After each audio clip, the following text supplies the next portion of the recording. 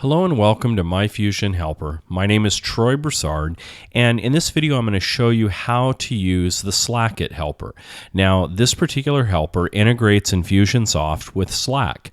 Now, if you haven't had a chance to check out Slack, it's a very powerful group-based messaging platform, and I won't go into more detail than that. You can take a look at it, but it's similar to Skype or similar to Facebook Messenger, only it has a lot of permissions and control features designed for teams working together. Now, in this video, I'm going to show you how to set up the helper inside of our application. I'm also going to show you how to connect it to Slack and how to set up the webhook. It's very easy and it's just copy and paste, so we'll go through all of that. And then I'm going to show you how to deploy it inside of Infusionsoft as well. And then we'll also look at a real-time example and run it for you so you can see it working real time and see how it all works. And then at the end, we're going to come back and wrap it all up, and I'll just give you some examples of how you can use this in your business and how some of our clients are using Slack integration in their businesses. All right, so let's dive right in.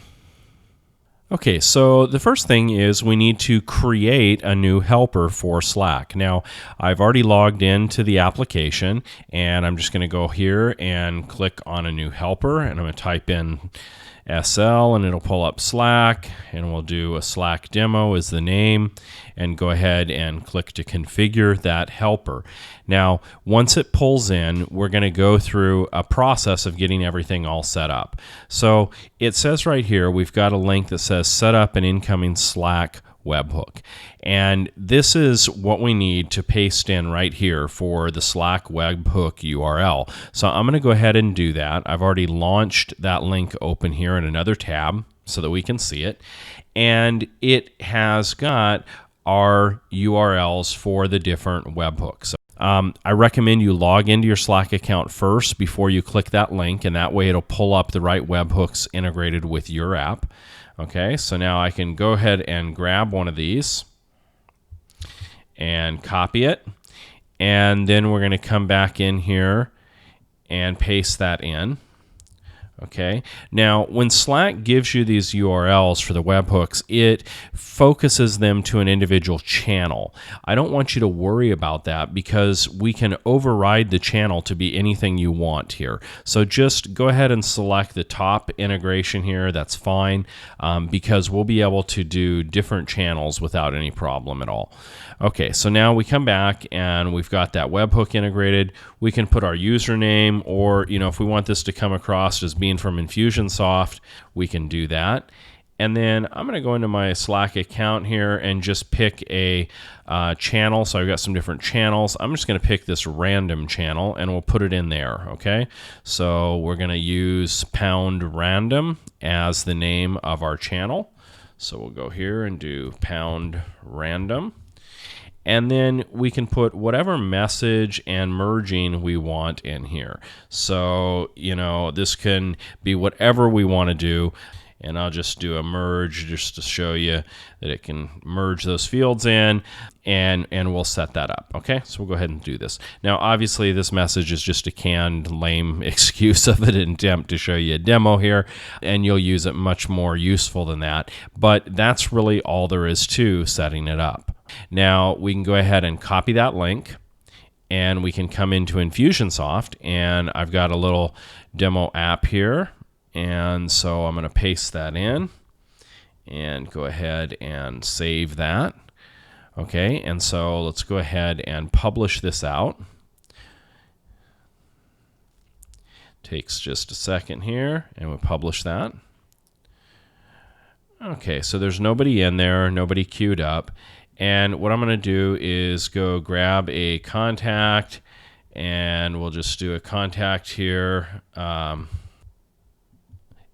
And we can just do it here. We can just start a campaign so I don't have to waste a tag on this demo and all that good stuff. We'll just start it in here, and I'll pull up the Slack demo, and then we'll go ahead and add it right into that sequence. So we can process that in. That should take just a second here. Okay, so that's all set. And so now we can go back to our I'm going to open up in another window. We'll open up this campaign in another window so we can see it. And we'll go ahead and pull the Slack demo up. And I'm going to leave it in the performance view so we can see that. And you can see that it already went through, it already processed, so it moves pretty quick. And so we can confirm that. We can go ahead and go into Slack and look in this random channel that I created, and then you can see, hey, Slack is cool, Mr. Slacker. So it merged in the last name, and you can see that it came from Infusionsoft, which is the from field that we set up. Okay, so that's all there really is to it. It's custom messages and routed into a specific channel of your choosing, and really that's all you have to do. Okay, so let's jump in and talk about some examples. Now, this can be useful in a lot of ways. I've seen people use it for tracking actions inside of membership sites where they want to have kind of a log of what's going on, and so they create different channels for different sections of the membership site and log users' behaviors there.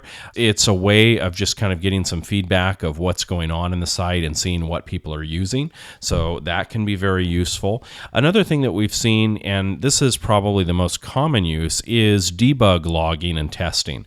So I know that I use this a lot for testing out messages when I'm deploying a new campaign for a client. It's fairly sophisticated. I want to track where everything has gone through, and I don't necessarily want to clutter up their app with a whole bunch of notes and tags and goofy stuff. And so I can just use this to provide logging inside of a Slack channel, and then I can name the channel for that client and that particular campaign that I'm working on and have some great tracking and debugging in it.